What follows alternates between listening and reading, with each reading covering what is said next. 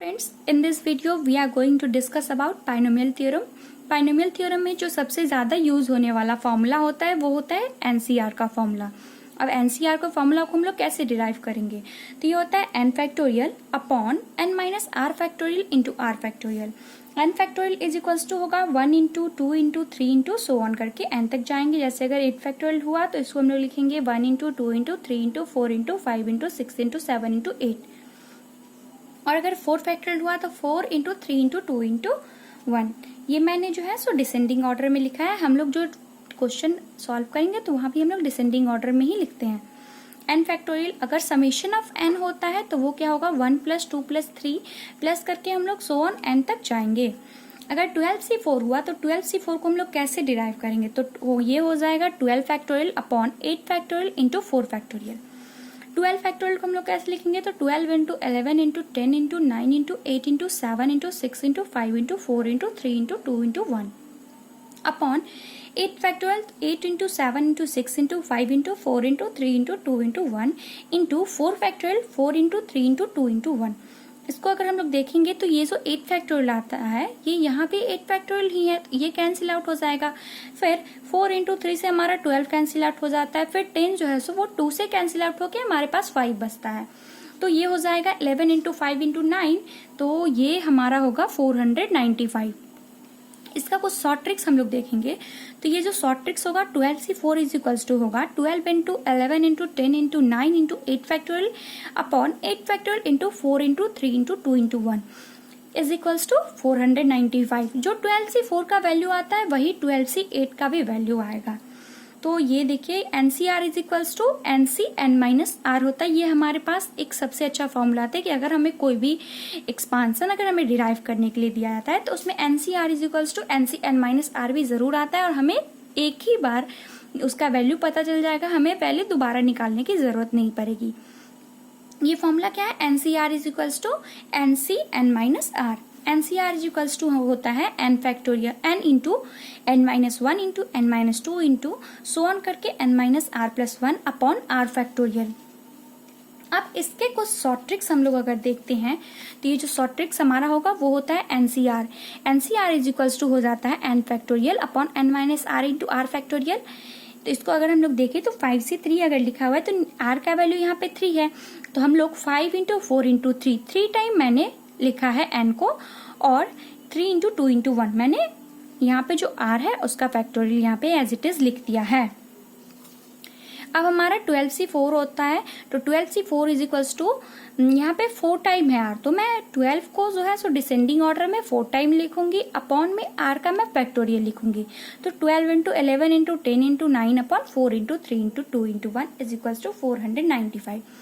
अब ये जो शॉर्ट फॉर्म है तो हम जल्दी कर लेते हैं। अगर ये लॉन्ग फॉर्म हुआ, जैसे अगर बहुत ज़्यादा बड़ा अगर हमको एनसीआर का फॉर्मूला में सॉल्व करना हुआ, जैसे 32c3 हो गया, तो इसको हम लोग कैसे सॉल्व करेंगे, 32 into 31 into 30 upon 3 into 2 into 1। यहाँ पे आर का वैल्यू 3 है इसलिए मैंने 32 को 3 टाइम डिसेंडिंग ऑर्डर में लिखा है, अपॉन आर को मैंने R factorial as it is लिखा है। तो ये होगा 4960। नेक्स्ट हमारा यहाँ पे जो कुछ इंपॉर्टेंट वैल्यू आता है वो होता है कि अगर एनसी 0 इज इक्वल्स टू 1 होता है और NC N is equals to भी 1 होगा। अगर 9 से 0 लिखा है तो उसका वैल्यू वो होगा, वो 9 से 9 के वैल्यू के इक्वल होगा और दोनों का वैल्यू 1 आएगा। और NC 1 is equals to N होता है, अगर 9 से 1 हुआ तो इसका वैल्यू 9 होगा। अब कुछ एक्सपांसन का हम लोग जो बाइनोमियल थ्योरम में सबसे ज्यादा यूज होने वाला फॉर्मूला होता है वो होता है एक्सपांसन फॉर्मूला। तो चलिए हम लोग एक्सपांसन फॉर्मूला को डिस्कस करते हैं। एक्सपांसन फॉर्मूला होता है a plus B to the power n is equals to N C 0 into A to the power n into B to the power 0 plus N C 1 into A to the power n minus 1 into B to the power 1 plus N C 2 into A to the power n minus 2 into B to the power 2। फिर हम लोग plus करके so on तक जाएंगे। Last के 2 term मैं यहाँ पे डिस्कस कर रही हूँ, वो N C R into A to the power n minus R into B to the power r plus N C N A to the power 0 into B to the power n। अब हम लोग जानते हैं कि अगर कोई भी variable alphabet उसके अगर मतलब कि पावर में 0 रहता है तो उसका वैल्यू 1 होता है। जैसे a to the power 0 is equals to B to the power 0 अगर हुआ तो इन दोनों का वैल्यू 1 आएगा। इस फॉर्मूला को मैंने यहाँ पे सॉल्व करके जो शॉर्ट फॉर्म है वो लिखा है a plus B to the power n अगर हुआ तो a to the power n plus NC1 a to the power n minus 1 into b to the power 1 plus NC2 a to the power n minus 2 into b to the power 2 plus so on करके हम लोग plus b to the power n तक जाएंगे। अब जो हमारे exams में questions आते हैं वो होता है कि अगर मान लीजिए कि अगर a plus B to the power n है अगर, तो उसका टोटल टर्म कैसे होगा, टोटल टर्म फाइंड करने का भी क्वेश्चन आता है। तो वो होता है टोटल टर्म होगा n प्लस 1। फॉर एग्जाम्पल में मैं यहाँ पे एक शॉर्ट फॉर्मूला ले रही हूँ, अगर a प्लस बी टू का होल स्क्वायर होता है तो वो होता है a square plus 2ab plus B square. तो यहाँ पे देखिए आप लोग n का वैल्यू 2 है तो टोटल टर्म हमारे पास 3 आता है, a 1 2 और 3। इसके अलावा कोफिशिएंट भी निकालना है, मिडिल टर्म भी निकालना है, तो उसके भी फॉर्मूला और शॉर्ट ट्रिक्स मैं यहाँ पे डिस्कस कर रही हूँ। तो यहाँ पे मैंने एक क्वेश्चन लिया है x plus 1/2x to the power 5 का। इसको हम लोग पहले एक्सपेंड करेंगे, तो find the expansion of series x plus 1/2x to the power 5। तो इसको जो मैंने एक्सपैंड किया है ये अभी हम लोगों ने जो यहाँ पे फॉर्मूला पढ़ा था a plus B to the power n का, उसी फॉर्मूले पे मैंने इसको सॉल्व किया है। तो वो फॉर्मूला था a to the power n plus NC1 a to the power n minus 1 into b to the power 1 plus NC2 a to the power n minus 2 into b to the power 2 plus so on करके b to the power n तक। इसको हम लोग अभी solve करते हैं। तो ये हो जाएगा x to the power 5 plus 5c1 x to the power 4 plus 5c1 x to the power 4 into 1/2x plus 5c2 x cube into 1/2x to the power 2 plus 5c3 x square plus 1/2x to the power cube plus 5c4 x into 1/2x to the power 4 plus 1/2x to the power 5। इसको हम लोग solve करते हैं तो यहाँ पे जो 5c1 है, 5c2, 5c3, 5c4 और 5c5 तो नहीं यहाँ पे, क्योंकि मैंने उसको नहीं लिखा है, मैंने उसके फॉर्मूला के शॉर्ट फॉर्म पे इसको डिराइव किया है। तो 5c1 जो होगा वो 5c4 के इक्वल होगा, तो 5c1 is equals to 5c4 होगा, इसका वैल्यू 5 आता है। सिंस हम लोगों ने पढ़ा है NCR is equals to NCn minus R, तो ये वही फॉर्मूला यहाँ पे मैंने यूज करा है। अब 5c1 NC1 का वैल्यू जो होता है वो n होता है, तो 5c1 इज इक्वल्स टू 5 हो जाएगा। अब 5c2 और इज इक्वल्स टू हो जाएगा 5c3, since NCR is equals to NCn minus R होता है। तो इसको 5c2 को मैं अगर कर रही हूँ तो इसको मैंने शॉर्ट फॉर्म जो अभी आप लोगों को बताया था, नीचे में R का वैल्यू 2 है तो हम लोग n को जो है सो डिसेंडिंग ऑर्डर में 2 टाइम लिखेंगे, अपॉन में R का फैक्टोरियल करेंगे, तो 5 into 4 upon 2 into 1 is equals to 10 हो जाएगा। तो फिर यहाँ पे मैंने x टू द पावर 5, फिर 5c1 का value 5, x to the power 4 into 1/2x, तो फिर बाई में 2x है। 5c2 का वैल्यू 10 होता है, x क्यूब अपॉन 1/2x के पावर 2 है अगर, तो हो जाएगा हमारा 4 into x square, plus 5c3 का वैल्यू 10, फिर X square upon 8x cube, फिर plus 5x upon 16x to the power 4। Since यहाँ पे 1/2x टू द पावर 4 है तो 2 टू द पावर 4 का वैल्यू 16 होता है, और x to the power 4 plus 1/32x5। Since यहाँ पे 1/2x टू द पावर 5 है तो ये हो जाएगा 1/32 into x to the power 5। इसको हम लोग सॉल्व करते हैं तो ये हो जाएगा x to the power 5 plus 5/2x cube plus 5/2x। यहाँ पे मैं जो है सो पावर को माइनस कर रही हूँ। अगर डिनोमिनेटर में भी और न्यूमरेटर में भी दोनों अगर सेम वेरिएबल रहते हैं तो न्यूमरेटर में से हम लोग डिनोमिनेटर के पावर को माइनस कर देते हैं। तो X cube minus X cube upon X square है यहाँ पे, तो X to the power 3 minus 2 तो एक्स हो जाएगा। यहाँ पे अगर एक्स स्क्वायर है और अपॉन में एक्स क्यूब है तो फिर x2 में से हम लोग अगर 2 माइनस 3 करेंगे तो वो -1 होगा, और न्यूमरेटर में अगर पावर -1 हो, न्यूमरेटर में जो पावर माइनस में होता है वो डिनोमिनेटर में आ जाता है, तो फिर ये हो जाएगा 1/x plus 5/16 into 1/x cube plus 1/32 x to the power 5। अब एक हमारा आता है कि अगर हमें बोल दिया जाए कि इसका 4th टर्म निकालो, 5th टर्म निकालो, 6th टर्म निकालो, ऐसे अगर बोला जाता है तो उसके लिए हम लोग जनरल टर्म उसको कहते हैं। और जनरल टर्म का एक फॉर्मूला होता है, वो होता है TR+1 is equals to NCR into A to the power n minus R into B to the power R। इसको हम लोग एक और तरीके से लिख सकते हैं, अगर TR is equals to NCR-1 into A to the power n minus R+1 into B to the power R-1। जैसे मैंने अभी वही सीरीज लिया है और उसका मैं फोर्थ टर्म फाइंड करूंगी और देखूंगी कि मेरा जो वैल्यू आता है वो मेरे उस वैल्यू से मैच करता है या नहीं। तो T4 हम लोग निकालेंगे, यहाँ पे फोर्थ टर्म बोला है तो T4 निकालेंगे, इज इक्वल्स टू हो जाएगा T3 प्लस 1, क्योंकि जनरल टर्म का जो फॉर्मूला हम लोगों ने अभी पढ़ा है वो है TR plus 1 is equals to NCR into A to the power N minus R into B to the power R। तो ये हो जाएगा 5C3 into x square into 1/2x to the power cube. ये हो जाएगा 5 into 4 into 3 factorial upon 3 factorial into 2 into 1। 3 factorial से 3 factorial हमारा cancel out हो जाएगा, into x square upon 8x cube. ये हो जाएगा हमारा 10/8 इंटू 1/x। तो ये इसको हम लोग अगर कैंसिल आउट करेंगे 2 से तो ये हो जाएगा 5 टाइम और 8 हो जाएगा 4 टाइम, तो 5/4x हो जाएगा। अब हम लोग यहाँ पे देखते हैं, मैंने यहाँ पे T4 निकाला है। T4 1, 2, 3 एंड 4, 4 टर्म का वैल्यू यहाँ पे है 5/4x और यहाँ भी हमारा जो वैल्यू आया है वो 5/4x ही आया है। नेक्स्ट आता है क्वेश्चन, वो आता है मिडिल टर्म का क्वेश्चन। जैसे कि क्वेश्चन आ गया, find the middle term of the expansion x plus 1/2x to the power 5। तो मिडिल टर्म अगर ऑड में रहता है तो 2 मिडिल टर्म होता है और इवन में हुआ तो 1 मिडिल टर्म होता है।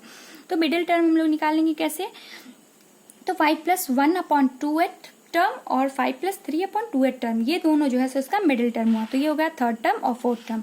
तो चलिए हम लोग T3 और T4 निकालते हैं। तो T3 इज इक्वल्स टू हो जाएगा T2 plus 1 is equals to 5C2 into x cube into 1/2x का whole square is equals to 10x cube upon 4x square is equals to 5/2x। T4 हम लोग निकालते तो T3 plus 1 5C3 x square into 1/2x का cube is equals to 10x square by 8x cube is equals to 5/4x हो जाएगा। यहाँ पे मैंने T3 का जो हमारा आता है यहाँ पे वैल्यू निकल के वो होता है 5/2x और यहाँ पे मैं T3 देखती हूँ तो 1 2 3 5/2x ये वैल्यू हमारा सेम आता है।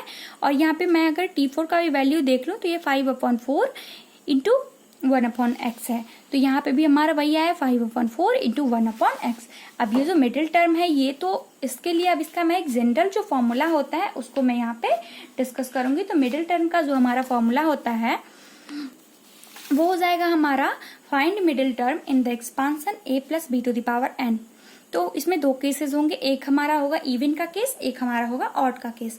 If n is even then total term हमारा ऑड हो जाएगा, तो middle term is equals to n/2 plus 1 term. और अगर if n is odd then total term हमारा इवन हो जाएगा, तो इसमें मिडिल टर्म 2 होगा, तो middle term is equals to n plus 1/2 term and n plus 3/2 term हो जाएगा। अब हमारे पास एक फॉर्मूला आता है, कोफिशिएंट कहता है निकालने को। अगर x टू द पावर 14 है तो उसका कोफिशिएंट क्या होता है। अब कोफिशिएंट क्या होगा, कोफिशिएंट होता है हमारा जो इसमें ये मैंने यहाँ पे जो एक्सपांसन किया है इसमें x जो वेरिएबल है इसके पीछे जो ये कांस्टेंट टर्म है ये हो गया इसका कोफिशिएंट। तो अगर यहाँ पे बोला जाता है कि हमें x टू द पावर 14 का कोफिशिएंट निकालना है तो फिर हम लोग यहाँ पे लेट करेंगे, लेट TR प्लस 1 टर्म जो हमारा है वो x टू द पावर 14 है। तो TR प्लस 1 ये जो हमारा जनरल टर्म का फॉर्मूला था ये मैंने यहाँ पे यूज करा है। तो TR plus 1 is equals to NCR into A to the power N minus R into B to the power R। तो 10CR into x square to the power 10 minus R into -1 upon x to the power R। यहाँ पे मैंने minus क्यों लिखा है, क्योंकि यहाँ पे हमने एक्स स्क्वायर माइनस 1/x लिखा है। तो हम लोगों ने अभी तक a प्लस बी का फॉर्मूला पढ़ा था, अभी हम लोग a माइनस बी कर रहे हैं यहाँ पे, तो मैंने यहाँ पे माइनस लिखा है। तो ये हम लोग -1 to the power r as it is लिख लेंगे। अगर हमारा r जो है सो इवन हुआ तो ये तो माइनस कैंसिल आउट हो जाएगा, पर अगर r ऑड हुआ तो ये माइनस जो है सो एज इट इज रह जाएगा। तो इसको हम लोग सॉल्व करते हैं तो ये हो जाएगा 10CR into x to the power 20 minus 2r into minus r। अभी मैंने पढ़ा था जो डिनोमिनेटर में अगर जो पावर आता है वो न्यूमरेटर में जो होता है सो माइनस हो जाता है। तो इसको हम लोग सॉल्व करते तो हो जाएगा -1 to the power r into 10CR into x to the power 20 minus 3r। अब ये जो 20 माइनस 3r है ये x के फॉर्म पे जो आता है, हमारा x के पावर में 20 माइनस 3r है और हमें यहाँ पे x के पावर में 14 निकालना है। तो हम लोग यहाँ से r का वैल्यू फाइंड आउट करेंगे तो ये हो जाएगा हमारा 14 is equals to 20 minus 3r, तो 3r is equals to 20 minus 14, तो फिर ये हो जाएगा 6, तो 3r is equals to 6 since r is equals to 2, तो r का वैल्यू हमारा यहाँ पे 2 आया है। तो ये जो होगा सो थर्ड टर्म होगा। थर्ड टर्म हम लोग निकालेंगे तो t3 हो जाएगा, t3 is equals to t2 plus 1 is equals to 10c2 is equals to 10 into 9/2, 10 जो है तो 2 से कैंसिल आउट 5 टाइम में होगा, तो फिर 5 इंटू 9 45।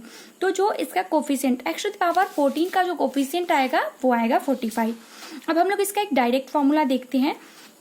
डायरेक्ट फॉर्मूला हुआ, अगर coefficient of x to the power z in the expansion of ax to the power p plus bx to the power q whole power n होगा। अगर इसका जो डायरेक्ट फॉर्मूला होगा, अगर coefficient of x to the power z in the expansion of ax to the power p plus bx to the power q into whole power n होगा, तो होगा z का वैल्यू जो होगा वो n minus r into p plus Q R.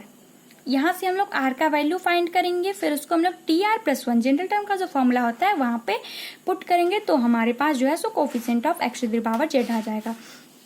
For example यहाँ पे हम लोगों ने अभी x टू द पावर 14 निकाला है इस एक्सपांशन में, तो चलिए हम लोग इसको इस फॉर्मूले पे डाल के देखते हैं और देखते हैं कि हमारा सही होता है कि नहीं। तो z का वैल्यू यहाँ पे 14 है, तो यहाँ पे मैं लिखूंगी 14 इज इक्वल्स टू, यहाँ पे मैं लिखूंगी 14 is equals to n minus r, तो n हमारा हो गया 10 माइनस r मैं करूंगी यहाँ पे, अब p हो गया वहां पे 2 है, x स्क्वायर था तो वो हो जाएगा इंटू में 2, फिर प्लस क्यू आर, तो q यहाँ पे है सो -1 है, तो -1 इंटू r का वैल्यू लिखेंगे हम लोग एज इट इज। तो इसको मैं अगर सॉल्व करती हूँ तो ये हो जाएगा 14 is equals to 20 minus 2r minus r, ये होगा हमारा इज इक्वल्स टू कितना 20 minus 3r and 14 is equals to 20 minus 3r को हम लोगों ने यहाँ पे सॉल्व करा है। तो अगर आप लोग चाहते हैं कि मैं इसका सेकेंड पार्ट लेकर के आऊँ तो प्लीज वीडियो को लाइक करें और कमेंट करें।